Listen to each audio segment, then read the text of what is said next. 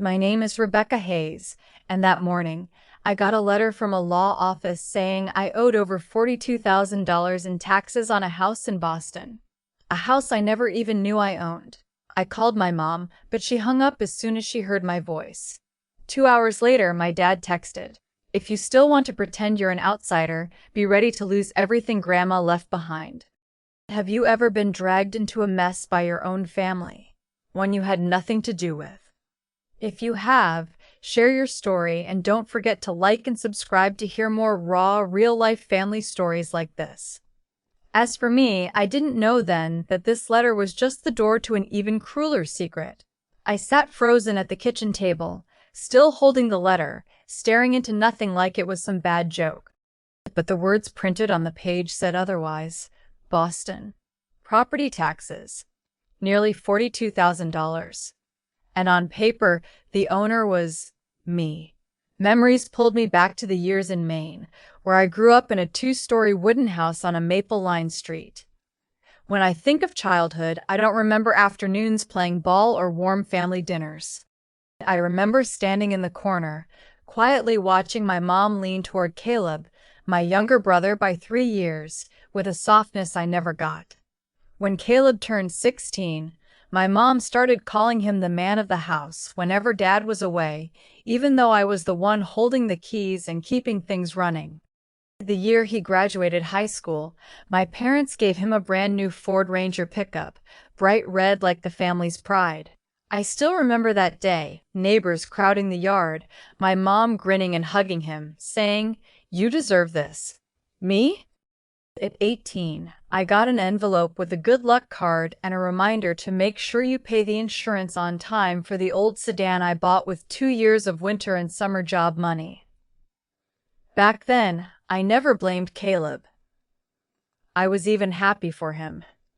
But over time, I realized the rewards in this family never had my name on them. No matter how hard I worked, no matter that I earned a college scholarship, my achievements got nothing more than a flat. That's what the oldest daughter should do. Caleb? Turn in his homework on time for a week, and Mom would throw a celebratory dinner and invite the relatives. The only person who saw me differently was my grandmother, Eleanor. She wasn't rich, but she understood fairness. I'd visit to help her with the yard, cook meals, and listen to her stories from her younger days. Once, when I got my college acceptance letter, she took my hand, eyes shining. "Rebecca, if I'm not here one day, I'll make sure you have something to keep you standing.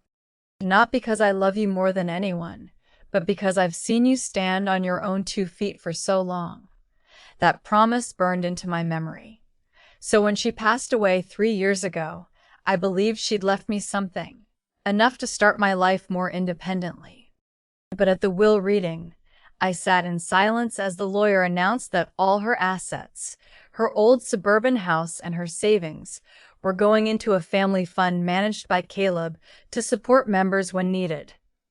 I glanced at my mom, hoping for an explanation. She only shrugged, lips pressed tight, like it had been settled long ago. I swallowed my questions. Maybe Caleb would use it wisely. Maybe I'd get help if I needed it. So I went back to work, kept paying rent on my tiny apartment, and still sent money home whenever Mom said, "Just a little short, honey." But now, staring at this property tax bill with my name printed bold, I knew something had been set in motion since the day Grandma died. This Boston property had never once been mentioned to me. I'd never even been there. Why was my name on it? And why was I now stuck with this massive tax bill? I remembered little signs after the funeral, things I brushed off. One day, Mom called, asking me to sign some bank papers because Caleb was busy. When I asked what they were, she said, "Just to make sure the family fund stays in place. Nothing serious." I'd just finished a meeting, tired and rushing, so I agreed. I signed a few pages she sent over without reading closely, trusting she'd never take advantage of me. Now, I can't even remember exactly what I signed. But I do remember a dinner weeks later when Mom casually said, "Wouldn't it be nice if our family had a place in Boston? It's worth a lot." I laughed, thinking she was joking. But the look in her eyes was so serious that memory chills me now. I set the letter down, poured myself a glass of water, and tried to steady my hands. I needed answers, and only one person could give them. Caleb. I called. 4 rings, then he picked up. "What's up, sis?" His tone was irritated, like I was bothering him. "Do you know anything about a house in Boston in my name?" "Maybe." "Why?" "What do you mean, maybe? And why do I have a tax bill for over $40,000? He paused, then said, "Mom's handling it. You don't need to worry." "Don't need to worry?" "My name's on the paperwork. If they take legal action for unpaid taxes, I'm the one in court." "Calm down, Rebecca. It's temporary. Mom said it's easier to get a loan in your name." I gave a bitter laugh. Easier to get a loan meant they were using me, a clean credit score to shield them. After that call, I sat back, piecing everything together. This wasn't an accident. Grandma had promised me something, yet somehow it turned into a massive debt tied to my name. And Mom had stayed silent, until now.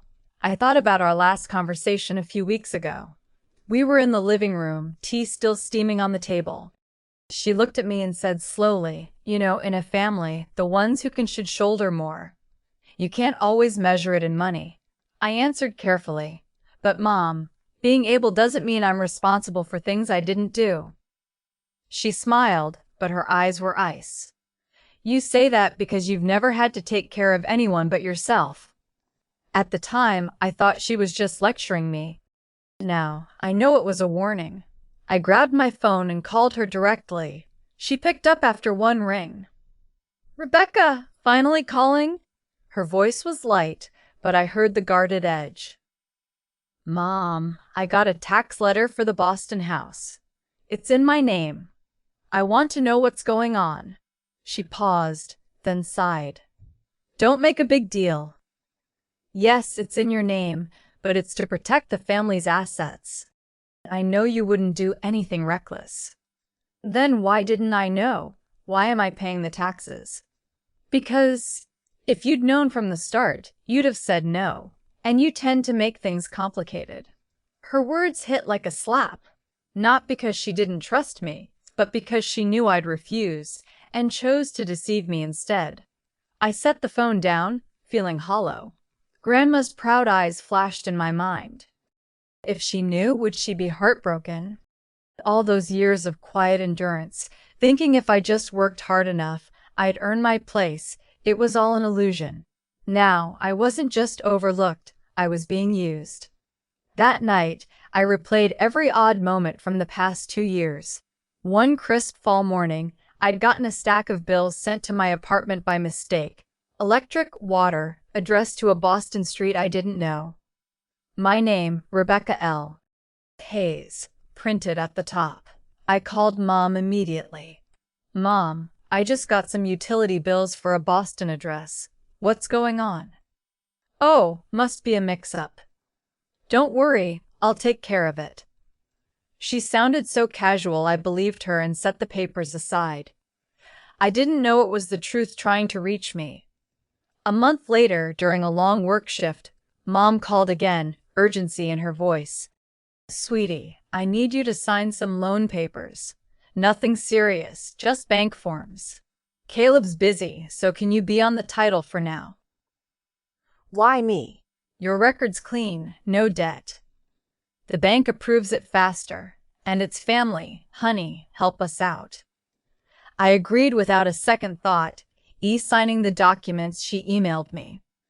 Months later, the envelopes changed from utility bills to mortgage notices to payment reminders.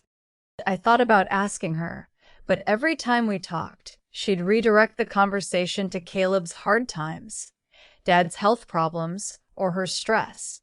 I'd been too easy. And now, $42,000 was on my back like a boulder. The next evening, I was about to drive to see her when a text from Caleb popped up. "Don't come. Mom's stressed. Don't make it worse." I called him. "You know what this is about?" "You mean the Boston place?" "Yes. Mom bought it, But she couldn't get the loan, so it's in your name. It's nothing. Nothing. My name's on everything, the tax bill's mine, and you call it nothing. Come on, help the family. It's not the first time. The phrase "not the first time" kept echoing in my head. Turns out, all those times I advanced money to pay bills, all those times Mom said she was just putting her name down for a small loan, they were all part of a smoothly running system. I started digging through every old email and message. And then, buried in that pile of data, I found a scanned copy of a mortgage contract from 2 years ago. On the last page was my signature, or more precisely, my signature cut out from an entirely different document. My heart pounded. I remembered exactly the day I signed that original document. It was a car lease agreement I had printed and signed right in front of an employee. Someone had kept a copy and used it to paste onto the mortgage contract. I felt both angry and afraid. Angry at being deceived, afraid of the legal fallout if this blew up. The very next day, I brought all the documents to a law office downtown. Mr. Wallace, a silver-haired man with sharp, bright eyes, flipped through each page slowly, tapping his pen lightly on the desk now and then. "Rebecca, this is signature forgery. And if what you're saying is true, that you had no knowledge of this loan, then you're being seriously exploited." I swallowed hard. What should I do? First, don't let them know you've hired a lawyer. We need more evidence. Keep communicating as usual, but record every call, keep every message. And under no circumstances sign anything else. I nodded. Leaving his office, I felt like I just stepped onto a battlefield, except the enemy was the very people I used to call family. For the next few weeks, I did exactly what Mr. Wallace told me. I pretended I was still considering helping pay the taxes to keep the Boston house from being seized. Every time we spoke, I had my phone set to record. And more than once, Caleb or Mom let slip comments they never imagined could become evidence against them. One night, while I was working on a report at home, Mom called. "Rebecca, I've worked it all out. Just send me $10,000 up front, and I'll manage the rest. The house won't be lost." "10,000?" I repeated, keeping my voice even. "How are you going to pay it back?" "Well, when Caleb sells that piece of land in Maine, I'll pay you back. You just have to trust me." I bit my lip, knowing full well that land had been mortgaged since last year. Mom kept spinning the story like I had no idea. I recorded the entire call and sent it straight to Mr. Wallace. He called back that night, his voice low. "Rebecca, what you have now is enough to prove deliberate fraud, but we'll still need to cross-check with bank records." Sitting on the couch, I stared at Mom's name still lit up in my call log. Since I was a kid, I'd never imagined I'd have to protect myself from her. But now, I understood that if I didn't, I'd keep getting dragged into bottomless debt. I took a deep breath. Maybe at this point, if you've ever been in a situation where your family used your trust to legitimize wrongdoing, you'd understand why I had to make this choice. Leave a comment if you've ever seen or experienced something similar. And I knew this was just the beginning of a confrontation I couldn't back down from. I thought it would be a long time before I had to face them directly, but it happened sooner than I expected. One Saturday afternoon, while I was sitting in a coffee shop near my apartment going over audio files, I got a text from Mom. "Come home for dinner tonight. We have something important to discuss." No small talk. No sign she knew I was suspicious or gathering evidence. I read that line over and over. It felt like an invitation into a room I already knew wouldn't hold anything pleasant. The sky was overcast that day, thick clouds but no rain. I drove to my parents' house in the suburbs. The road in was familiar, but every curve felt heavier. When I turned into the gravel driveway, the living room lights were already on. The front door was ajar, as if they were expecting me. Mom stood in the kitchen doorway, arms crossed, eyes colder than usual. Dad sat at the dining table, still wearing his old baseball cap, staring into his coffee as if avoiding eye contact. Caleb lounged on the sofa, holding a game controller though the TV screen was off. "You're here," Mom said, not quite welcoming, not quite reproachful. "Come sit." I pulled out a chair across from her. Before I could speak, she slid a stack of papers toward me. "We need to be clear about this. The Boston house. You know the situation. Taxes and fees are piling up. I think it's time you took on a bigger share." I stared at the papers, copies of tax bills, maintenance fees, and a spreadsheet detailing my suggested contribution. "Mom, I've been paying the utilities, the internet, and even helped with Caleb's debts for years. I can't keep taking on more." Dad looked up, his voice steady. "Rebecca, this is a family responsibility. You have a stable job, good income.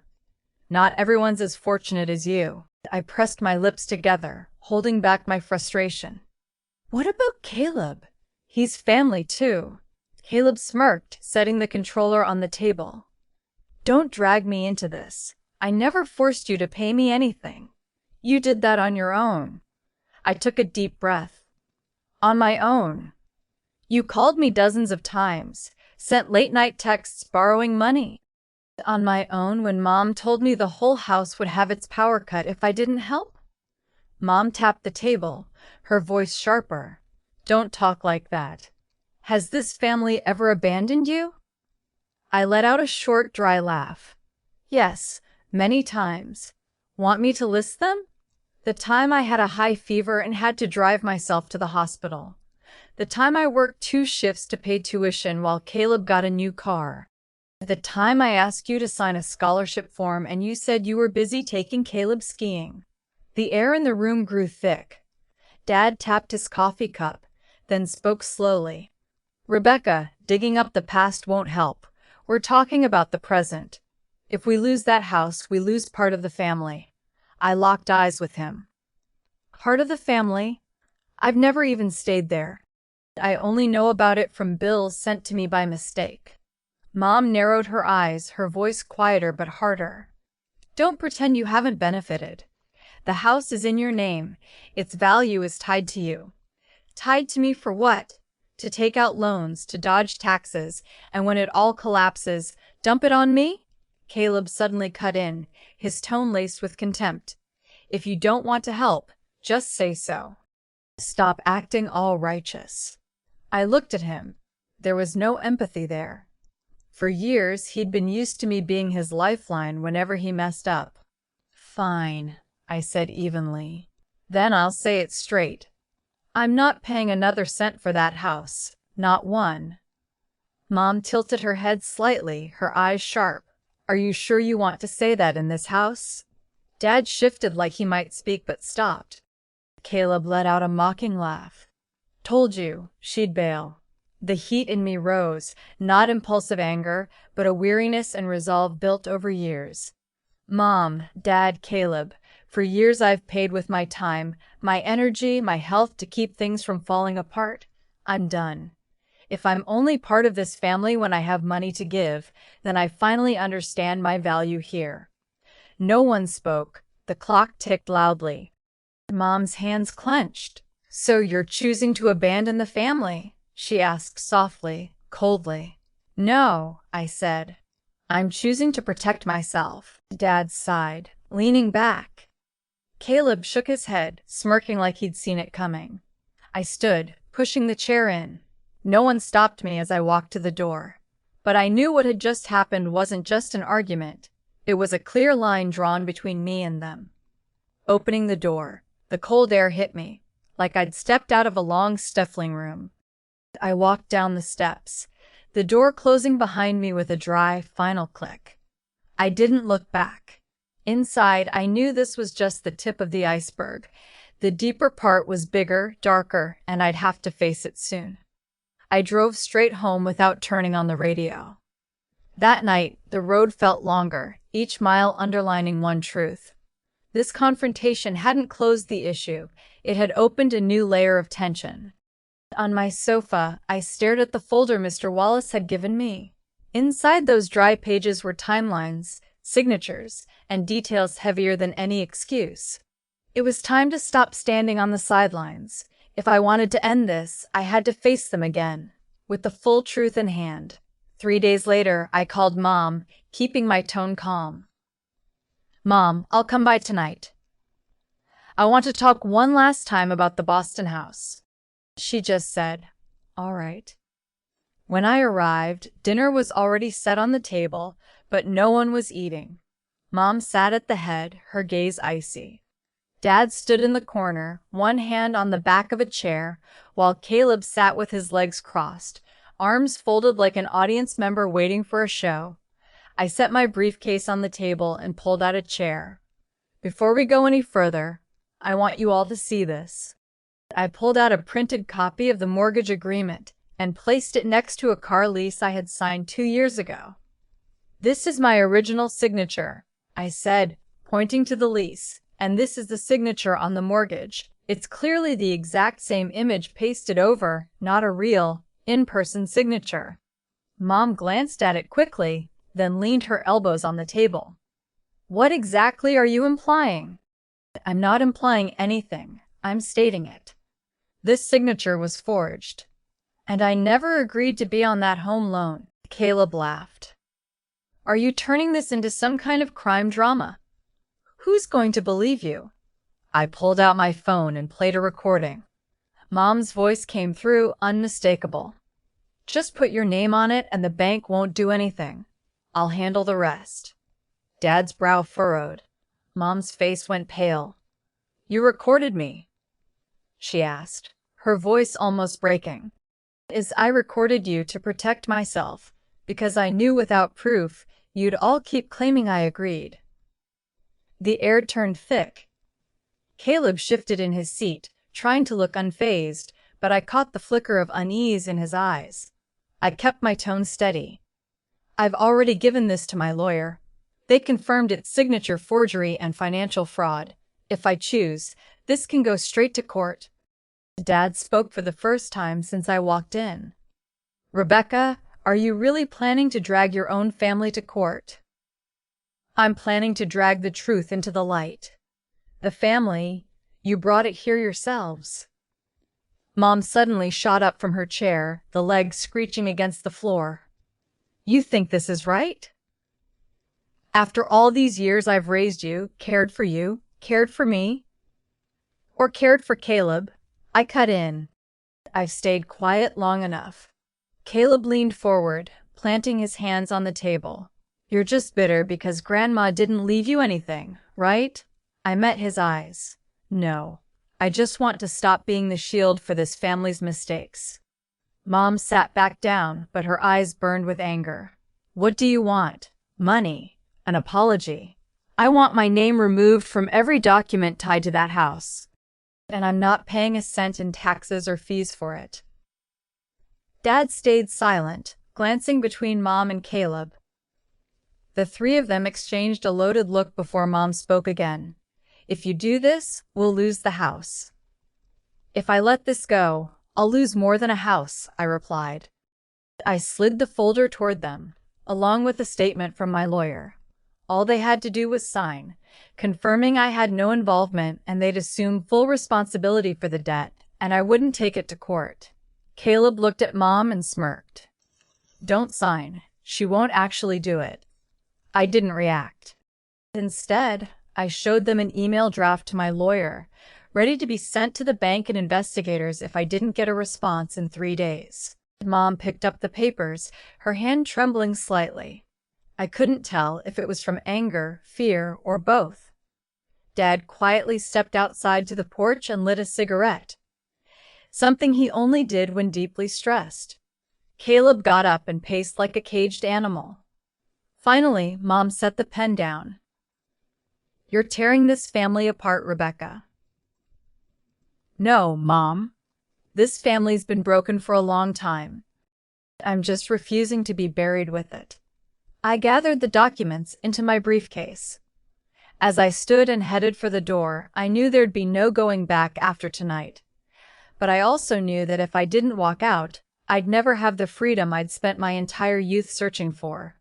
And if you've ever had to choose between keeping silent for peace or standing up to protect yourself, you'd understand why I made my choice that night. Share your thoughts, and don't forget to like and subscribe to hear more stories like this about family and life. I left my parents' house that night feeling both lighter and heavier. Lighter because I had finally said what needed to be said. Heavier because I knew this wasn't over. I'd given them a 3-day deadline, and in those 3 days, I heard nothing.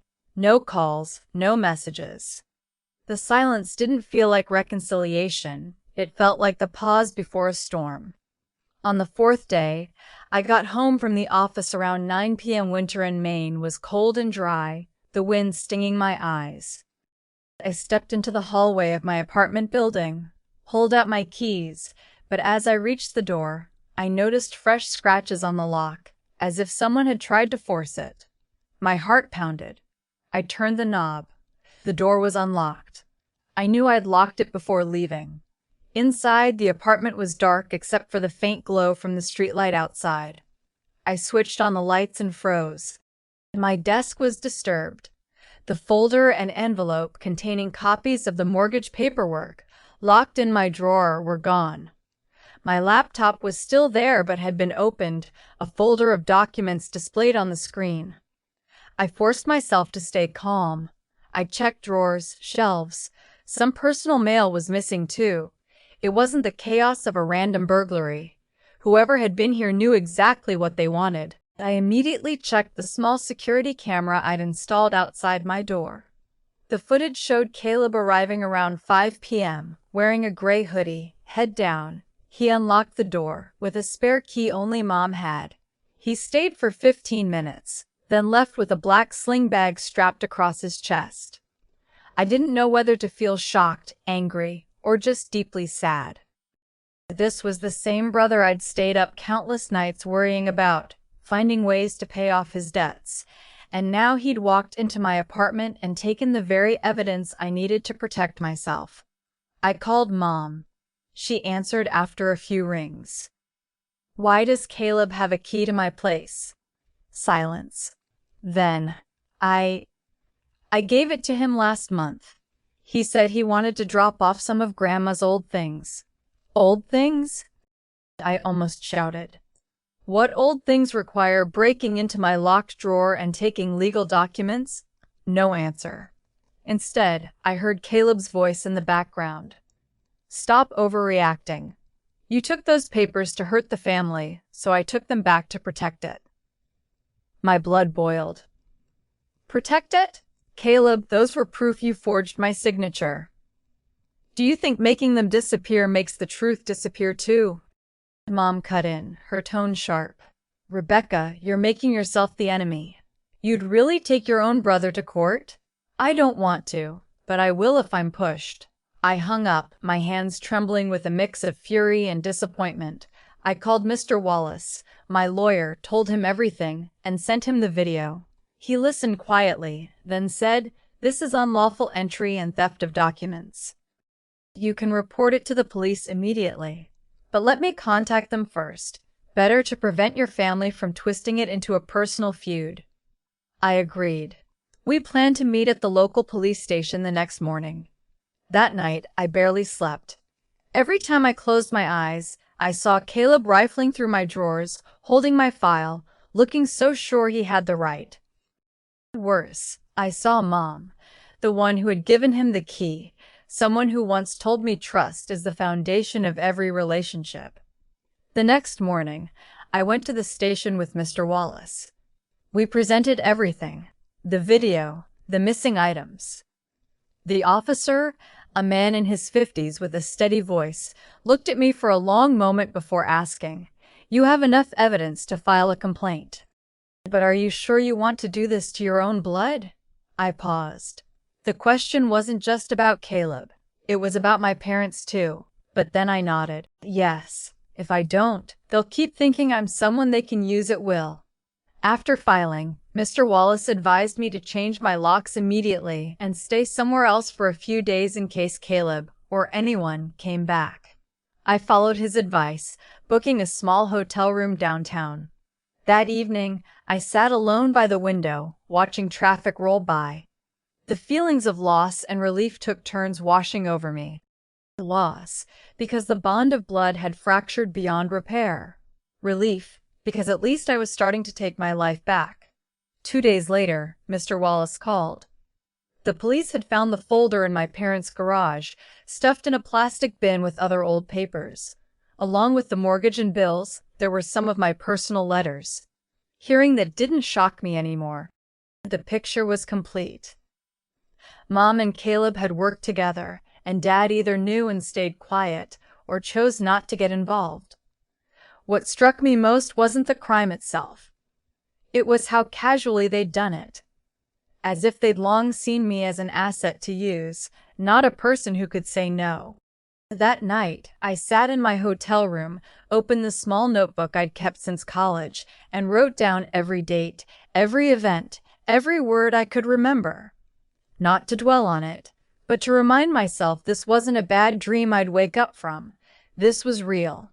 And I had to move forward in it, no matter how much it hurt. Outside the window, snow began to fall, each white flake drifting slowly down to the street. I knew this winter would be long, but I also knew there are winters that force you to learn how to stand alone, and I was in that exact season of my life.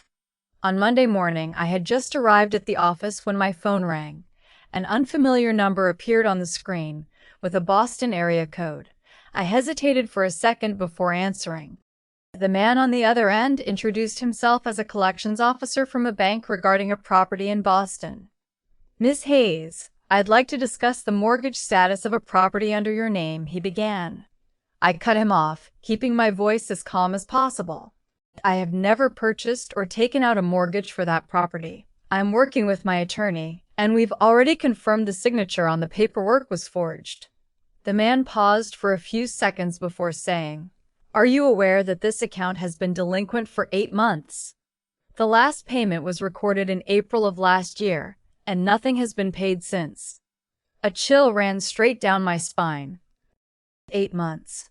Which meant that even when I was still sending money regularly before cutting ties, they hadn't used that money to pay the bank. "Could you send me a full statement for this mortgage?" I asked, already reaching for my notebook to write down every detail. "Yes, but I'll need your authorization or a direct request from your attorney."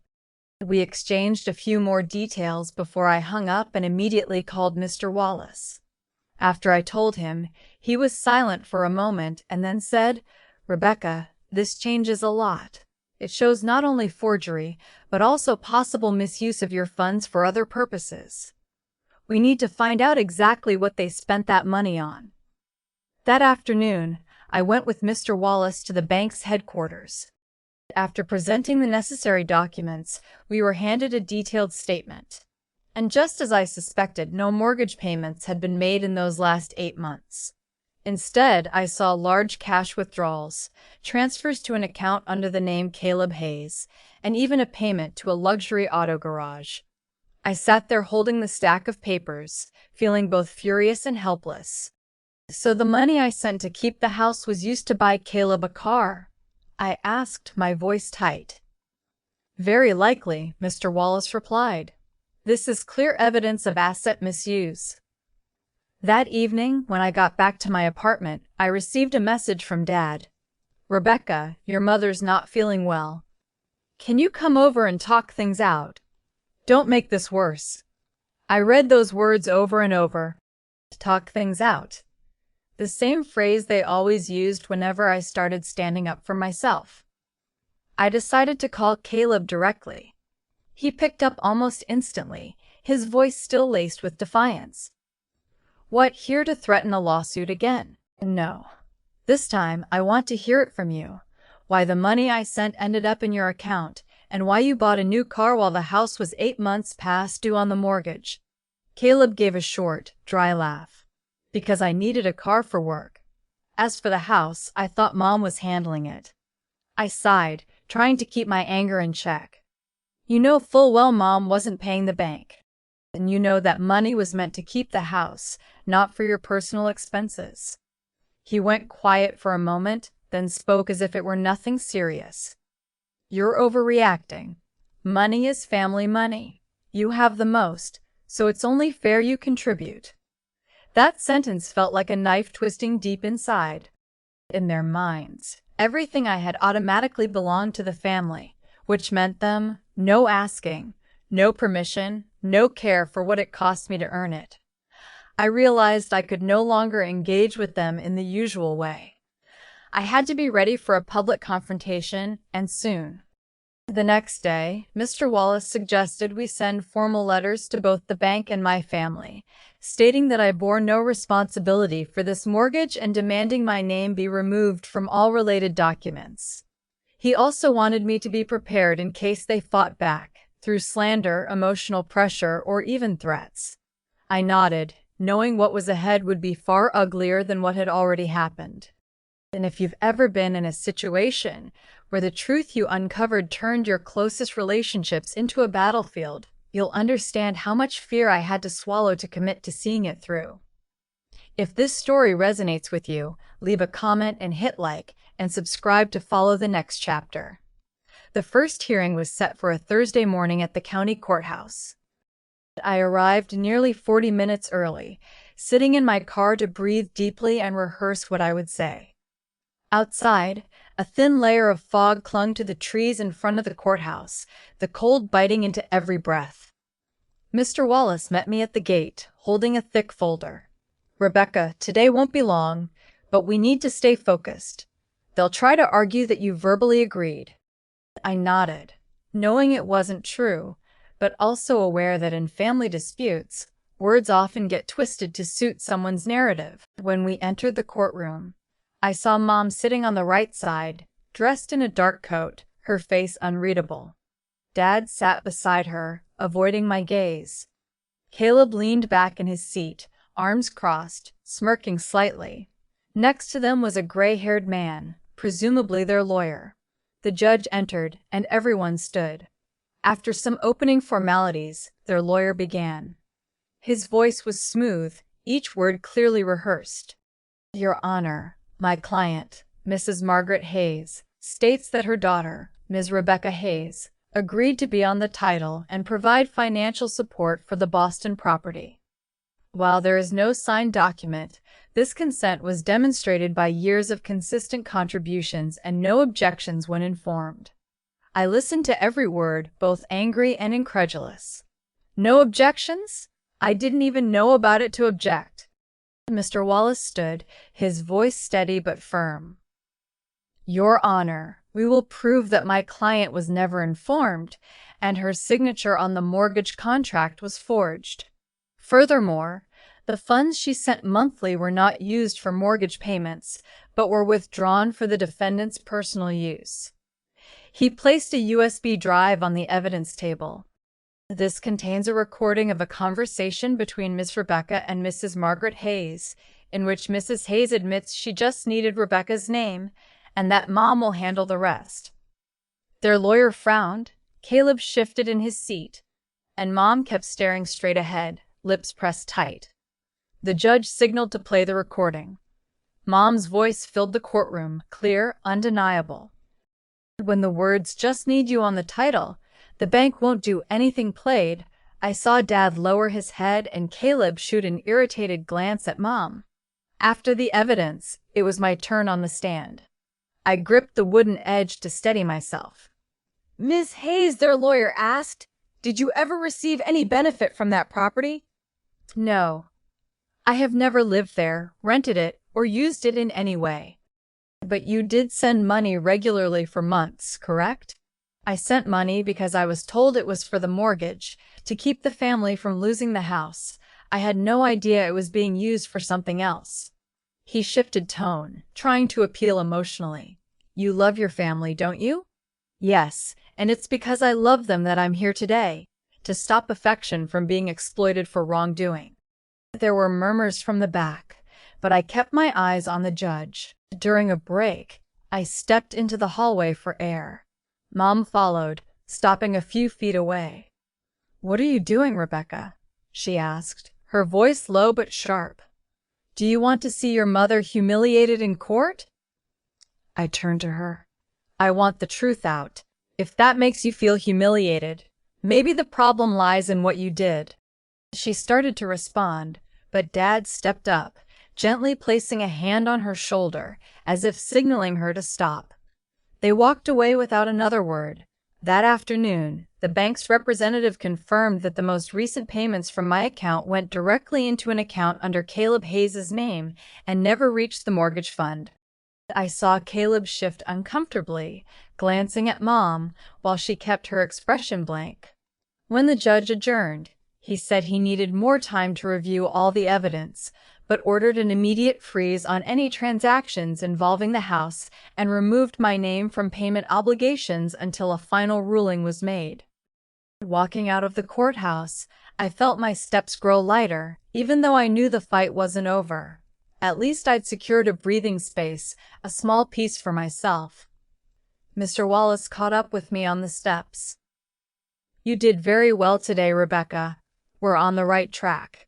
But be ready. They won't just sit and wait for a verdict." I looked out at the street, cars passing under the fading light. Inside me was a mix of relief, caution, and a lingering sadness for what a family should be and for what I knew was still coming. 2 days after the hearing, I got a string of messages from Mom. At first, they were short check-ins. "Are you okay?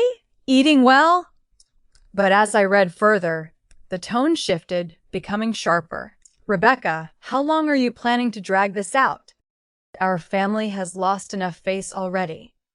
Do you know the neighbors are gossiping? They're saying you sued your own mother. If this house is lost, don't think you're off the hook." I didn't answer. Every word only confirmed that to her. The problem wasn't the wrongdoing. It was the fact that I dared to expose it. That evening, while I was washing dishes, the phone rang. It was my father's number. I let it ring 3 times before picking up.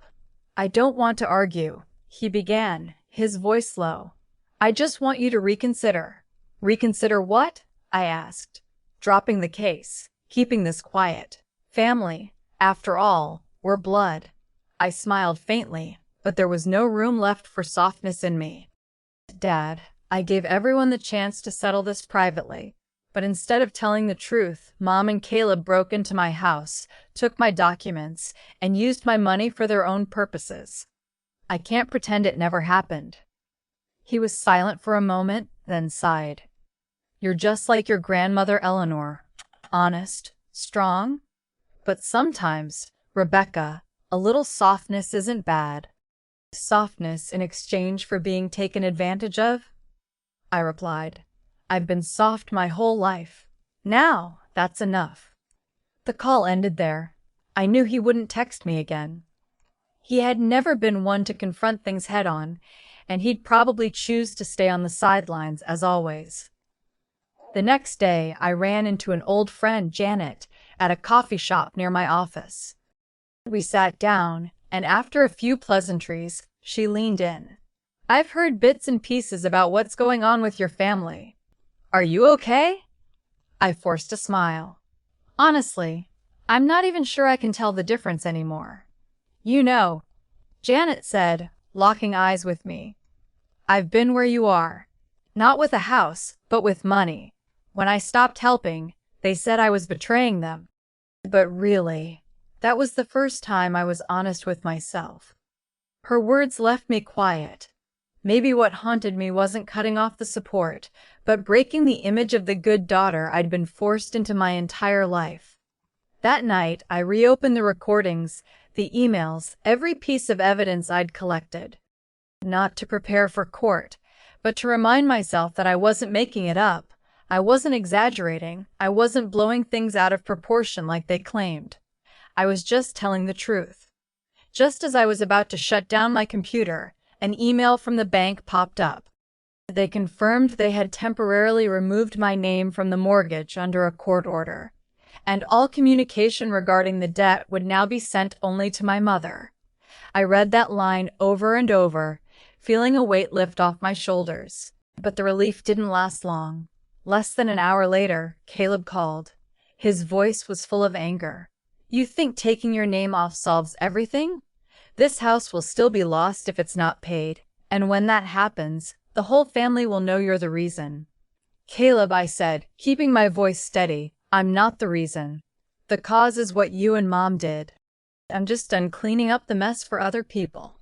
You're too confident. Let's see how you live when everyone turns their back on you. I didn't respond, just hung up. His threat didn't scare me. It only confirmed he still didn't see his own fault. The next morning, I found a small envelope slipped under my door. No return address.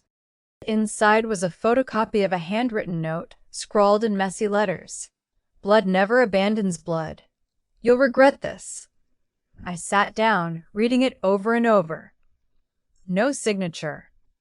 But the handwriting and phrasing made me almost certain it was from a relative on my mother's side. They'd probably heard the story from her. And of course, it would be far from the truth. I brought the envelope to Mr. Wallace's office. He glanced at it, then set it on his desk. Rebecca, the closer we get to the verdict, the heavier the pressure will be. But you've come too far to turn back now. I nodded. In my mind, I was already prepared for any outcome, even losing contact with the entire family. And if you've ever had to face being branded a traitor by your own blood just because you refuse to keep sacrificing yourself, you'll understand why I couldn't back down anymore. If this story resonates with you, leave a comment and hit like, share, and subscribe so we can keep going on this journey together. On the day of the final verdict, a light rain fell over Boston from morning. I arrived early, sitting in the nearly empty waiting room, listening to the raindrops against the glass. Mr. Wallace sat across from me, flipping through files as he spoke softly. Rebecca, no matter what the outcome is, today will close a long chapter. You've done everything you needed to do. I forced a faint smile. I knew the rest was out of my hands, but what kept me calm was knowing I had gone all the way to the truth. When we walked into the courtroom, Mom was already seated, her face as cold as it had been the first time we faced each other here. Dad kept his eyes on his hands, avoiding any eye contact. Caleb leaned back, arms crossed, his eyes restless. The judge began in an even tone, then started reading the verdict. Every word cut through the thick air in the room. Based on the evidence presented, he paused, glancing in our direction. The court declares the mortgage contract for the Boston property void due to forged signatures and fraudulent dealings. Ms. Rebecca Hayes bears no legal or financial responsibility. I heard the clerk's pen tap against the paper, mingled with someone's sigh, probably Dad's. However, the judge continued, the unpaid loan will be the full responsibility of Mrs. Margaret Hayes and Mr. Caleb Hayes. The bank has the right to repossess the property if the debt is not paid within 45 days. The words landed sharply, and I felt a small shift inside me, like a massive weight rolling off my shoulders. I turned to look at Mom. She didn't cry, didn't yell, just stared at me with an expression I couldn't read, part anger, part exhaustion, part helplessness. Caleb glared, then looked away. When the session ended, I stood, gathering my papers. In the hallway, I heard hurried footsteps behind me. It was Dad. Rebecca, he called softly. I stopped but didn't turn around. I know this is hard for you. I didn't think it would end up like this. How long have you known? I asked evenly. He hesitated for a few seconds. Long enough that I should have told you, but I didn't have the courage. I took a deep breath. I understand, Dad, but that silence let things go too far. He nodded, eyes on the floor, then walked away without another word. Outside the courthouse, I stood for a moment under the awning, watching the rain fall on the stone steps. The sky was gray, but inside, I felt a different kind of light breaking through, not victory, but freedom. That afternoon, I returned to my apartment. The newly changed lock was still firm, and inside, everything was just as I'd left it. I hung up my coat, made a cup of tea, and sat by the window. The rain still fell, but it no longer felt cold. I opened my laptop, deleted every folder related to the case, keeping only a clean backup for myself, like a diary of evidence from this chapter of my life.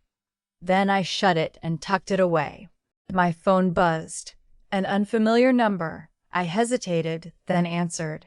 My mother's voice came through, hoarse and tired. Are you doing well? I'm fine. She was silent for a long while, then said, I didn't think you'd go this far.